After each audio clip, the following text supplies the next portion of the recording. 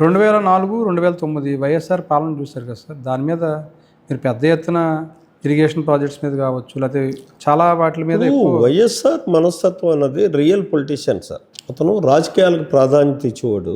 రెండు ఏంటంటే నమ్మినోడిని చాలా హక్కుని చేర్చుకునేవాడు. అతనికి వచ్చి వినేటటువంటి స్వభావం లేదు వైఎస్ఆర్ కూడా. ఇప్పుడు మీరు వెళ్ళి ఒక సమస్యను చెప్పారనుకోండి, చూడమ్మా ఆయనతో చెప్పాను వాడు, ఆయనకాల ఈయన ఉండేవాడు కదా, ఆ కేవీపీ వినడం, వాడికి ఏదో బ్రీఫ్ చేయడం అలాగే ఉండేది.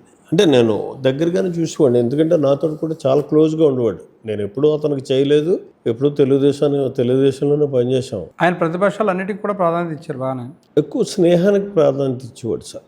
మీరు చంద్రబాబు నాయుడు దగ్గర నుంచి చూశారు, వైఎస్ఆర్ని దగ్గర నుంచి చూశారు. ఇద్దరు డిఫరెన్స్, ఇద్దరు క్వాలిటీస్ ఏం చెప్తారు సార్ ఇద్దరు గురించి? మీరు అదే కదా నేను చెప్పాను ఇందాక మీకు, అతనికి నమ్మిన వాడికి ప్రాధాన్యత ఇస్తాడు రాజశేఖర రెడ్డి. చంద్రబాబు నాయుడు గారు పాలనకి అభివృద్ధికి ప్రాధాన్యత ఇస్తాడు. డెవలప్మెంట్ ఉండాలి, డెవలప్మెంట్ కావాలి.